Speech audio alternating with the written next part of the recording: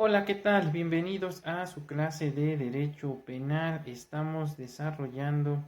lo relativo a los ámbitos de validez de la ley penal. Y una vez que ya explicamos lo concerniente al ámbito de validez material, así como el ámbito de validez espacial de la ley penal, considero pertinente entonces analizar lo relativo a la validez temporal de la ley penal, para lo cual es importante precisar que las leyes penales rigen mientras tienen vigencia jurídica. Esto es desde su promulgación hasta su derogación o abrogación mediante un proceso de carácter legislativo. La promulgación se efectúa entonces mediante la publicación de la ley en el Diario Oficial de la Federación o bien en la Gaceta Oficial de la entidad federativa correspondiente o de la Ciudad de México, según el ámbito de aplicación material, es decir, si se trata de fuero común o fuero federal, y de acuerdo a las reglas que establece la propia norma. Luego entonces, desde esa fecha, se entiende que la norma entra en vigor, salvo disposición legal en contrario, pues así se desprende de lo dispuesto por los artículos 3 y 4 del Código Civil Federal, que en forma análoga a los 3 y 4 del Código Civil de la Ciudad de México establecen lo siguiente. El artículo 3 del Código Civil Federal refiere que las leyes, reglamentos o circulares o cualquier otra disposiciones de observancia general para el Distrito Federal, ahora Ciudad de México, obligan y surten sus efectos 3 días después de su publicación en la Gaceta Oficial. Ahora bien, por su parte, el artículo 4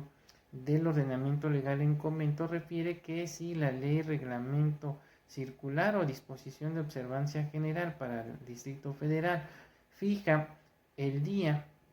en que debe comenzar a regir, obliga desde ese día con tal de que su publicación haya sido anterior. Luego entonces de los preceptos legales antes analizados se desprende que la norma penal deja de tener vigencia de forma expresa o tácita,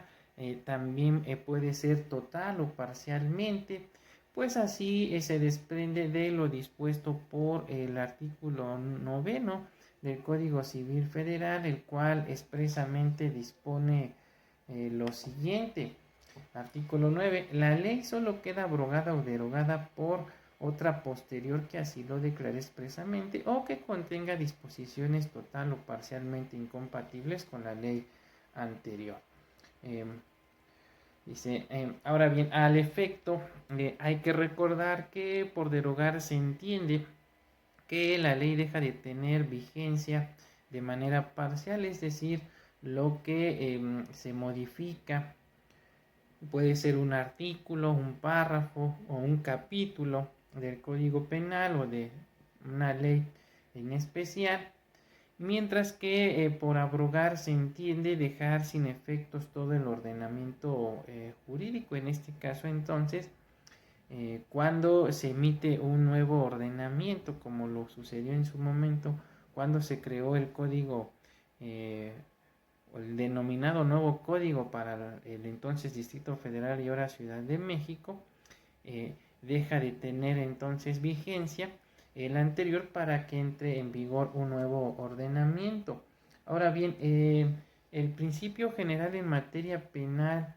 como en otras ramas del derecho, es que la ley rige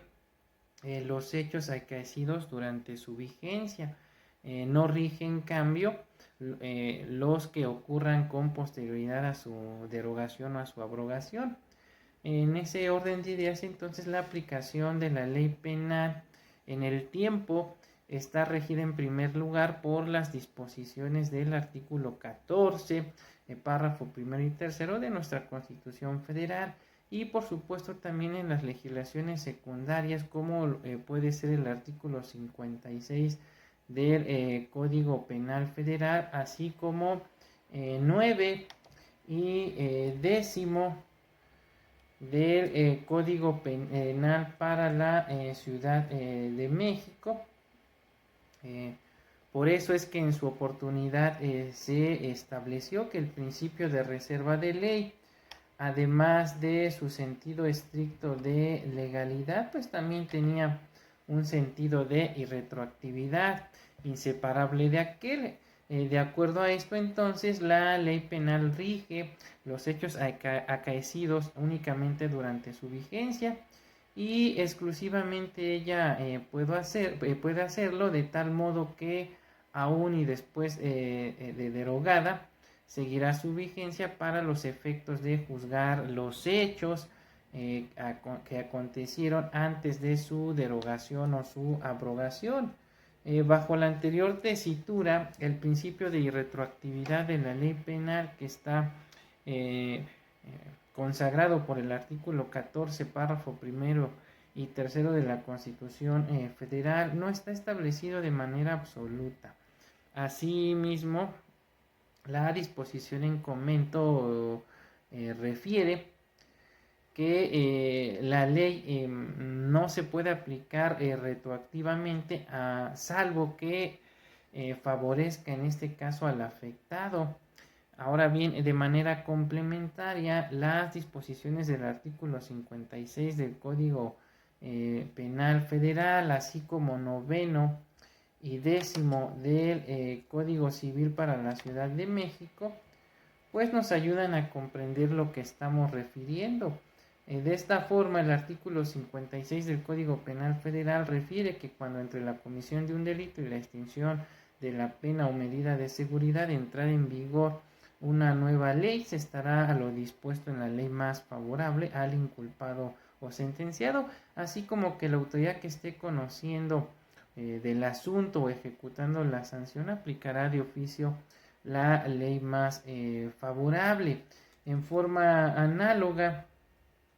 el artículo noveno y décimo del Código Penal para la Ciudad de México establecen lo siguiente. El primero de los dispositivos en comento refiere expresamente que es aplicable la ley penal vigente en el mismo momento de la realización del hecho punible.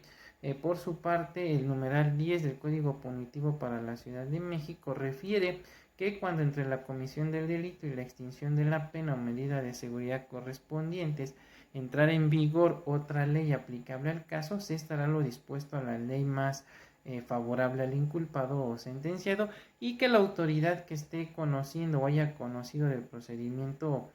penal aplicará de oficio la ley más favorable. Ahora bien, el artículo 117 del Código Penal Federal establece que la ley que suprime el tipo penal o lo modifica o extingue, también extingue a la acción penal o la sanción correspondiente conforme a las reglas previstas en el artículo 56, de lo cual se advierte entonces que cuando se da la supresión de un tipo penal, esto conlleva a la extinción de la responsabilidad penal. Luego entonces tanto los artículos 56 y 117 del Código Penal Federal, así como décimo del Código Punitivo para la Ciudad de México, pues obligan al juzgador a la autoridad ejecutora de la sanción, según corresponda, a aplicar de oficio y retroactivamente las leyes penales, siempre y cuando sean más benéficas para la persona en relación a las que regían al tiempo de la comisión del hecho delictuoso, y este beneficio opera sin importar si se pronunció o no la sentencia respectiva, y en el supuesto de que ésta exista, si causó o no estado, solo se requiere que subsista el procedimiento penal o en su caso que no se haya extinguido la pena o la medida de seguridad. Lo anterior se robustece por el artículo 12 del Código Nacional de Procedimientos Penales, mismo que consagra el principio de juicio previo y debido proceso, y del cual se desprende que ninguna persona podrá ser condenada o sometida a una medida de seguridad, sino en virtud de una resolución dictada por un órgano jurisdiccional previamente establecido y conforme a las leyes expedidas con anterioridad al hecho, en un proceso sustanciado de manera imparcial y con estricto apego a los derechos humanos previstos tanto en la Constitución como en los tratados internacionales de los que México es parte. De lo hasta ahora expuesto se desprende entonces que los requisitos para que pueda aplicarse la retroactividad son los siguientes: que con posterioridad al hecho considerado delito se promulgue una nueva disposición legal, que esta nueva ley o disposición legal sea más favorable o benigna para el reo, y luego jamás podrá operar entonces la retroactividad cuando la nueva ley resulta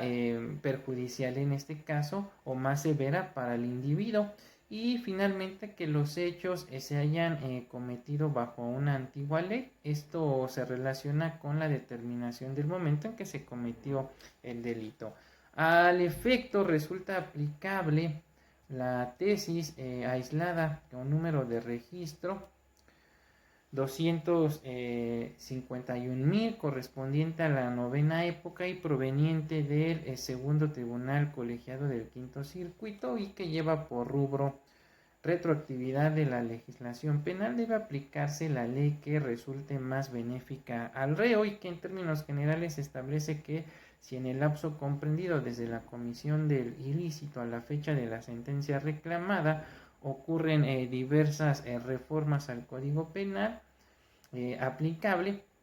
al encontrarse sub iudice la sentencia que se dictó en el proceso penal materia del juicio de amparo, deben tomarse en consideración en beneficio del sentenciado quejoso las prerrogativas previstas en el artículo 14, párrafo primero de la Constitución Federal. Es decir, a contrario sensu, esto implica que a ninguna ley se le dará efecto retroactivo en perjuicio de persona alguna, lo que implica que si es en beneficio del reo en materia penal sí puede aplicarse entonces la ley más benigna o la retroactividad de la ley. Finalmente es importante precisar que no debe confundirse a la retroactividad de la ley penal con lo que se conoce como la ultraactividad de la ley penal, pues en el primer caso, como ya lo explicamos, implica que la autoridad debe aplicar la ley más benéfica a la persona cuando surge un conflicto a efecto de determinar si se le aplica la norma que deja de tener vigencia o bien la que entra en vigor. Mientras que la ultraactividad consiste en que una determinada norma, a pesar de que ya fue derogada o abrogada, se sigue aplicando a hechos o actos posteriores al inicio de la vigencia de la nueva ley, pero respecto de los cuales el legislador en forma expresa determinó que deben regirse por la ley anterior, lo que implica entonces que para tales casos sigue teniendo vigencia la norma que fue abrogada o derogada, aun y cuando se trate de normas procesales. Pues bien, con esto estaríamos concluyendo entonces el tema relativo a la aplicación temporal de la norma penal, y estaríamos desarrollando en un subsecuente video lo relativo a la validez personal de la ley penal. Por el momento me despido. Hasta pronto.